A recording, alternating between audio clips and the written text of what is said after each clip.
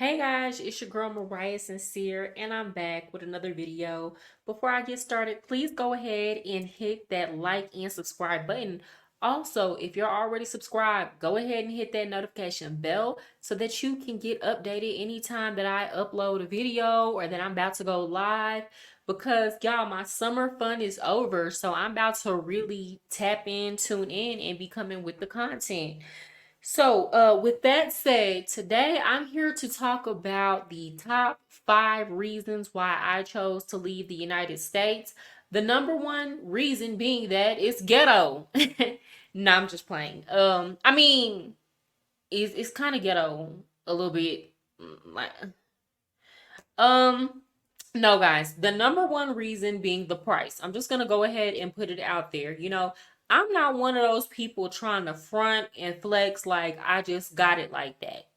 I'm not. I am a single mom. Yes, my daughter's dad does help me, but for the most part, I was paying a large amount of bills, and the inflation and the pay just was not keeping up. Okay, the math was not mathing. Okay, I was having to work 2 jobs, at one point 3 jobs, just to make ends meet, and I got tired of that. I got tired of not being able to come home and nurture my daughter. It was to the point where I was spending more time as a teacher pouring into other people's children, and when I got home I was completely depleted, and it's like my daughter only got the scraps and the crumbs because I was so tired and so in a rush and always worried about money, and I just didn't want to live like that anymore. I figured if I could come to another country and lower my expenses, that would give me the cushion that I need to build up my other platforms such as YouTube and a Patreon and whatever else that I want to do, as well as my online teaching business. Okay, so I don't think I would have been able to do this in the United States unless I was willing to get maybe 1 hour of sleep a night, which I was already pushing it, because honestly and truly, most nights I was only sleeping about 4 hours. 5 hours on a really good night. I was spoiling myself getting 5 hours of sleep. But yeah, them prices was getting out of there, and inflation was doing the most. The number two reason why I decided to leave the United States, and this kind of goes into the price, was the hustle culture. There's so much pressure to have more and more stuff and work more and more just so that you can buy stuff, just so that you can keep up with the Joneses, just so you can have the latest phone, have the latest car, have the latest fashions, right? And it was to the point where, even though I have my own mind, to be honest, and I'm not going to spend money on things that I don't want to spend money on, it gets to the point where when everybody else around you thinks like that, and they're just hustling, hustling, hustling, and they feel like everybody, they might not even have the money themselves, but they feel like everybody else got it, then they begin to operate in that way. Like, and it was to the point where you just feel constant pressure to be outworking everybody. I mean, you feel constant pressure to be proving your value and your worth. And don't get me wrong, I am all for making yourself valuable and making yourself useful, but not to the detriment of yourself. Like, there's no reason to be working so much that you're not enjoying life. What is the purpose of you living then? Are you just living to work? Are you just living to buy the latest item? Are you just living to impress people? Are you just working so that people can feel like you just got it going on like that? I just wasn't feeling it no more. The number three reason why I left the United States, and this is a big one, honestly and truly, this probably is right up there with the cost, right up there with the price: traffic. Now, most of y'all, if you've been watching me, y'all know that I'm from Dallas, Texas. I'm a Southern girl, born and raised Dallas girl, triple D through and through. Okay. I love Dallas. When I moved back to Dallas from college, I was like, I'm never moving out of Dallas again because I love my city. Okay. I love my city. But the thing is, when I came back from college to Dallas and I came with a brand new child, my daughter was almost 1 years old. It was a completely different city than what I had left. I remember back in 2011, that was when I turned 18. I started out at community college before I went to a university. And I got my first apartment at 18 years old in a decent neighborhood over there by Richland College. If you're from Dallas, then you know. This is in North Dallas. And my one bedroom apartment cost me $500. Today, that same apartment is starting off $1,200. Now, if you live in New York, you're like, well, that ain't nothing. That ain't nothing. That's cheap. That's cheap.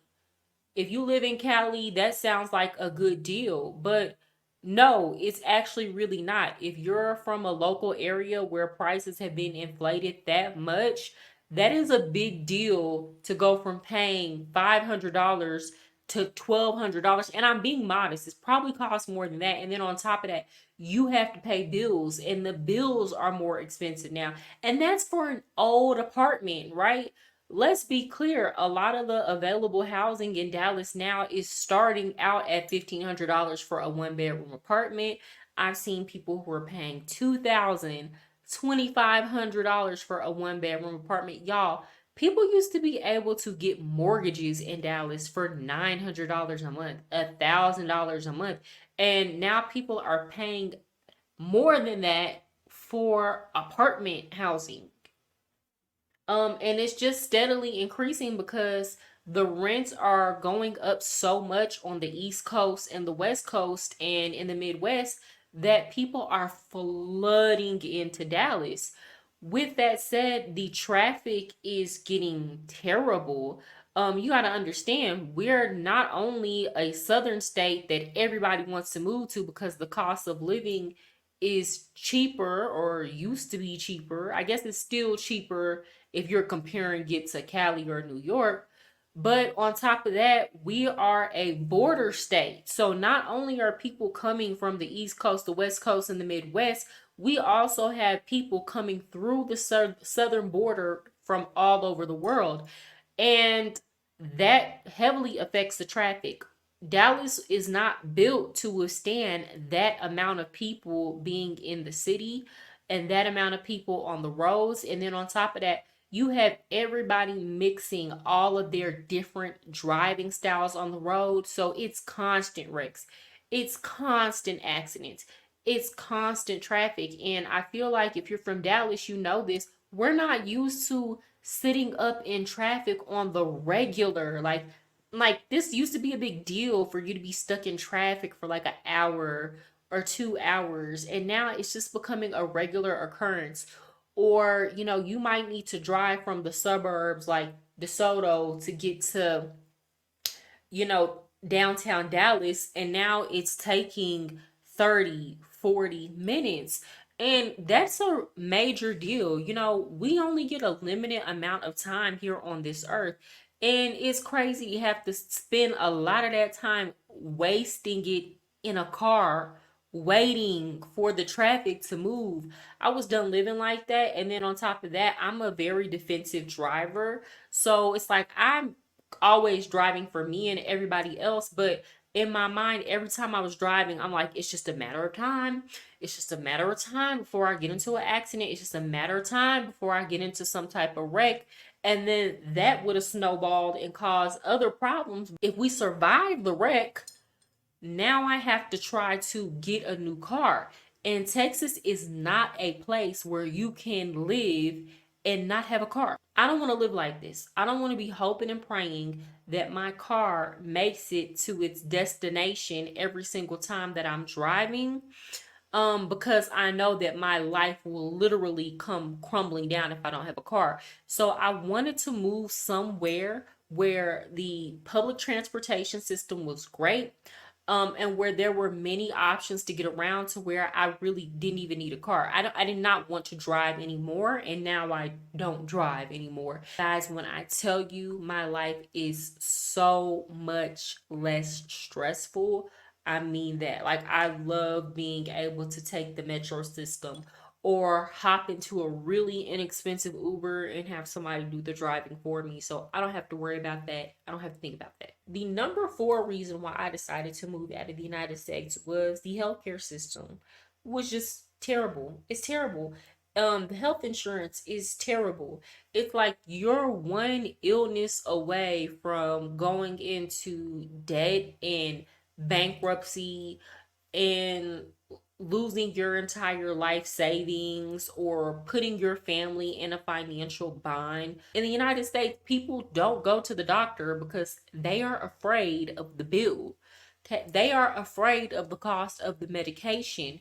And if you get sick at the wrong time, it could literally be the difference between you paying your light bill and you going to the doctor, or you paying your rent that month and you going to the doctor. Nobody have time to be living like that, especially when there are several other countries around the world that have figured healthcare out. And it's not even that we can't figure out healthcare in the United States, is that it's such a big business and so much money is being made off of the people in the US being sick that nobody wants to work it out. None of the politicians, none of the corporations, nobody in big pharma, because it's too profitable not to work it out. So that was not a situation that I saw changing anytime soon. And the very last reason why I decided that it was time to leave the United States was the culture, guys. I mean, it's so hard to connect with people in the United States. You can live next to somebody and never speak to them, never know their name. Now, me, I'm a Gemini, I speak to my neighbors, but that's not the culture and that's not the norm. And it's to the point where if you are a people person and you have social skills in 2024, people look at you like you're the weirdo for trying to talk to them and socially interact.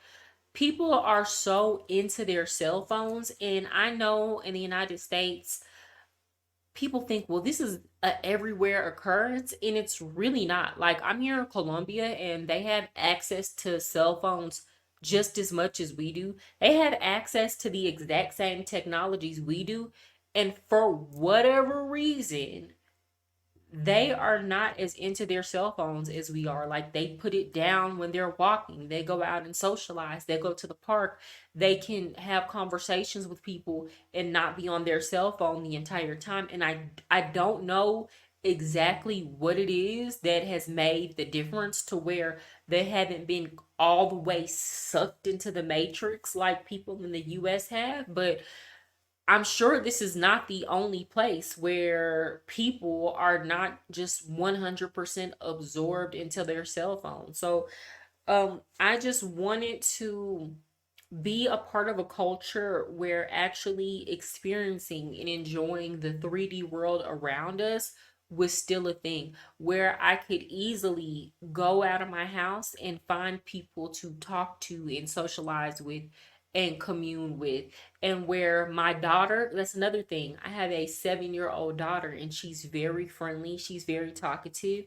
Me and her, like, she's like mini me when I was a kid. And oftentimes when we would go outside the house, I'd have to kind of like try to rein her in because she's so talkative and loving and she hugs people and she'll go up to any kid and talk to them. But people are so antisocial and weird now that my daughter would oftentimes get shunned, or other kids wouldn't want to talk to her, or people would kind of be like, well, look at me like, oh, get control of your kid. Like, my kid is the weirdo because she's living in 2024 but has 90s kids vibes from when we were young. And now I don't have that problem. People here in Colombia are really kid friendly. My daughter can walk up to anybody and play. All these kids are sociable and they like to talk and go outside and play with each other. And I don't feel like my daughter is going to be stunted socially because we're still in a country where people are just antisocial. And guys, I want to be clear, I don't hate the United States. I'm very grateful for the opportunities that I have had living in the United States because, to be honest, it would my experience here would be completely different if I wasn't afforded the opportunities that I was growing up in the US. However, my time there has simply passed, and now that I'm actually gone and I'm actually doing this, I don't see myself moving back to the United States, if I'm being 100% honest. Um, the closest that I could see myself coming to moving back to the United States would have to be somewhere like Puerto Rico or St. Thomas, U.S. Virgin Islands. But for right now, I have my plan here in Colombia. I'm gonna work it, but nah, guys. And if you're thinking about moving out of the US, I suggest that you do your research on it. Don't think that it's something impossible. I'm a regular, normal person. Guys, I was a teacher in the United States. I'm not rich. I'm a single parent. All I did was come up with a plan and execute it to the fullest. I executed it on days that I wanted to cry and I wanted to give up. Matter of fact, many days leading up to my move, I was depressed and I was crying before I went into work, and I was tired and I was sleepy. And I just remember telling myself, like, I cannot wait to rest. But I'm glad that I held steadfast to what I wanted to do because I got plenty of rest and vacation time this summer. But I just want to let y'all know it is possible, but you have to come up with the plan and you have to give yourself a timeline. Don't wait years and years out. Start working on it now, because talk to a lot of people who say they want to move out the United States, or people who I know people who have been saying for years they want to move out of the United States. And I talk to them now and they still talking about they want to move out the United States. And in my mind, I'm like, I don't know why. You have every resource that you need to do it. But, fear will keep you paralyzed. Fear and perfectionism will keep you paralyzed. Hopefully, I have provided you all with some clarity as to why I moved out of the United States. And if any of these reasons resonate with you as to why you're thinking about moving out of the United States, or you've already moved out of the United States, please go ahead and write it down in the comment section. Also, guys, remember to hit that like button and subscribe, especially my people that keep coming back but you ain't subscribed yet. Quit playing games. Just go ahead and hit that subscribe button. So my next video that I have coming is 5 signs that you're about to get played. You're not going to want to miss it. So go ahead and hit that notification bell, and y'all have a good day.